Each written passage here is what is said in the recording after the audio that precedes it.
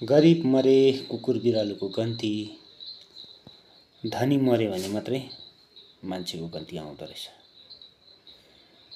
गरिब मर्यो भने आफन्तले पनि आफ्नो कहाँ सम्झिँदो रहेछ। धनी मर्यो भने मात्रै आफन्तले पनि आफ्नो सोच्दो रहेछ। नमस्कार है, म रमेश साङ्के।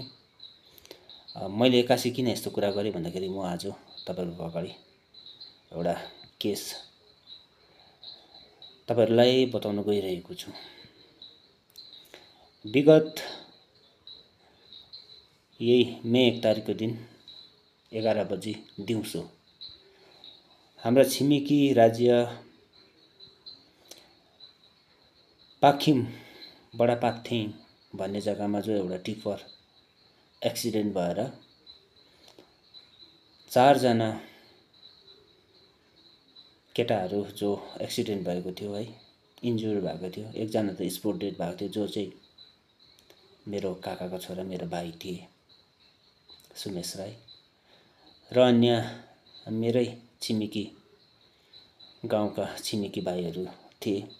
प्रतीक भाइ अनि अर्को भाइ राईहरू थिए। तीनैजना राई नै पालैपाली गर्दै खस्यो है। र मलाई चाहिँ के लाग्यो भन्दा चाहिँ मैले किन भिडियो गरेँ भन्दाखेरि चाहिँ भिडियो बनाएँ भन्दाखेरि चाहिँ मलाई बडा अजीब लाग्यो। सुमेश राई मेरो भाइको बडी एसटीएनएम गान्तोकको हस्पिटलमा थियो है, पोस्टमार्टम भएको। न मालिक आए, न मालिकको म्यानेजर आए, न कम्पनीबाट कुनै मान्छेहरू आयो। मैले फाइट गरेँ, धेरै फाइट गरेँ। मालिकलाई मैले भने पनि तिमी किन आएनौ, तिमी मान्छे मारेर किन लुक्छौ भनेर भने। मालिकले बाहिर रहेको कुरा बतायो। धेरै पाखिमको थानाबाट सिक्किम पुलिस यति साह्रो इमानदारी रहेछ मैले याद पाएँ है। सिक्किम पुलिसले हामीलाई धेरै पाखिम थानामा गएर कुरा बुझ्दाखेरि धेरै सहयोग गरेको। अझै पनि पछाडि मलाई त्यहाँको इन्चार्जसँग बात गर्दाखेरि तपाईहरुको लागि म जे जति हुन्छ गरिदिन्छु भनेर भनिरहनु भएको थियो। फर्स्ट अफ अल त म सिक्किम पुलिसलाई अनि सिक्किम सरकारलाई धन्यवाद दिन चाहन्छु। तर यहाँ गल्ती कसले गर्दैछ भन्दाखेरि जो बंगालको गाडीहरू लगेर सिक्किममा हायरमा कम्पनीहरूले चलाइरहेछ, ठुलो गल्ती गरिरहेको छ। मैले त्यो मालिकलाई फोन गरेर धेरै अताए, अन्त कम्पनसेसनको कुरा गरेँ। भाइ गरिब थियो र मैले कम्पनसेसनको कुरा गरेँ। कुरा गर्दाखेरि उले 20,000 दिन्छु भनेर भने मलाई। एउटा गाडीको मालिकले त्यही मान्छेले, त्यही ड्राइभरले हिजोसम्म कमाएर दिएको मान्छे ड्राइभरलाई आज उ मर्दाखेरि 20,000 दिन्छु भनेर भन्यो। गाडीको नम्बर तपाईहरुलाई म यहाँ स्क्रिनमा राख्दै छु। स्क्रिनमा राखिदिनेछु गाडीको नम्बर, मसँग उपलब्ध छ। र मलाई अचम्म लाग्यो, गरिब मर्यो, किरा मर्यो कि फटेङ्ग्रा मर्यो जस्तो गर्छौ तिमीले? तिमी यहाँ कहाँ छौ? तिमी आउनु पर्दैन भनेर मैले भन्दाखेरि म बाहिर छु भनेर भने। पाखिम थानामा मैले फोन गरेँ, पाखिम थानाले आउँदैछ भाइ भनेर, थानामा आउँदैछ भनेर भन्यो। उ बाहिर मैले बोलाउँदाखेरि बडी लडेकोमा चाहिँ उ आउन नसक्ने, उलाई जहाँ साह्रो पर्दैछ थानाले बोलाएको छ त्यहाँ चाहिँ जान सक्ने। यो कहाँसम्म मानवता, आत्मीयता भएको मान्छे हो त मालिक। मालिक सिलगढीको रहेछ है। अनि मैले फाइट गर्दाखेरि 60,000 पैसा दिने भयो। अन्त लास्टमा एउटा शर्त चाहिँ राख्यो उले, इन्स्योरेन्स क्लेम गरिदिन्छु भाइको भनेर भने। भाइको कोही पनि छैन, न बाउ छ, न आमा छ, दिदीबहिनी सबै बिहा भएको छ। कम्पनसेसन किन चाहियो भाइलाई? त्यति बेला मैले सोचे हैन, दिदीबहिनी त छ, उनीहरुको लागि यो कम्पनसेसन अलिकति भए पनि हुन्छ गरिदिनु पर्यो भनेर मैले सोचेको थिएँ। तर लास्टमा दिदी बहिनीले पनि एउटा मायाले होला या केले हो त्यो उहाँहरूसँगै छोड्दा छु है। अनि उहाँहरूले पनि कम्पनसेसन नगर्ने कुरा आयो र त्यहाँनिर के भएको छ भन्दाखेरि ठिक छ ड्राइभर मर्यो कम्पनसेसन नखोज्ने ठिक छ, तर त्यहाँनिर निर्दोष व्यक्तिहरू दुईजना घरको कसैका छोराहरू एजको कुरा गरेको छुइनँ। कम्पनीलाई पनि साह्रो पर्छ भोलिको दिनमा म आएर कुरा गर्नु परेछ भने कम्पनीले पनि याद गर्नुपर्छ।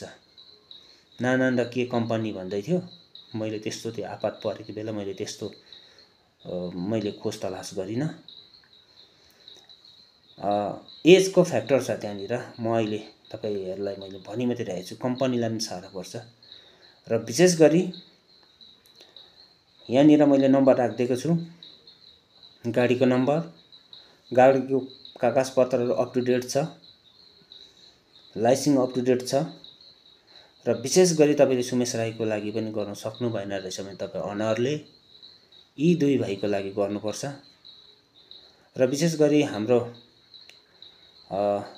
यी दुई भाइ जो अहिले पालैपाली काम क्रियाकाश भइरहेछ, भोलि एकजनाको क्रियाकाश छ, पर्सि अर्कोको क्रियाकाश छ, हाम्रो भाइको भर्खर मात्रै सक्यौं र म विशेष गरी एकदमै तपाईलाई म गाडीको अनरलाई म रिक्वेस्ट गर्न चाहन्छु अनि सिक्किमका पुलिस प्रशासनलाई पनि म रिक्वेस्ट गर्न चाहन्छु र ती भाइहरुको दुईजना नानीहरुको लागि तपाईहरुले कम्पनसेसन मिलाइदिने अनि मालिकले पनि गाडीको मालिकले पनि कम्पनसेसन तपाईहरुले दिनुपर्ने। के हुन्छ गाडीको इन्स्योरेन्सबाट हुन्छ कहाँबाट हुन्छ तपाईले गरिदिनु पर्छ। र विशेष गरी म गार्जियन्स जो अब भोलि एकजना भाइको काम छ, पर्सि अर्को भाइको काम छ र ऊ भाइहरुलाई उहाँको भाइहरुको गार्जियन्सलाई म भन्न चाहन्छु तपाईहरुले कम्पनसेसन खोज्नुपर्छ र कम्पनीले पनि दिनुपर्छ। कहाँ काम गर्दै थियो त्यो काम गर्नेको सरदार बैदार को हो, सिक्किममा गएर जहाँसम्म त्यो अवस्था भइरहेछ, सिक्किमकै लोकलिटी मान्छेको कम्पनी हो भने हामी छोडिदिन्छौं, सरदारको काम हो भने हामी छोडिदिन्छौं।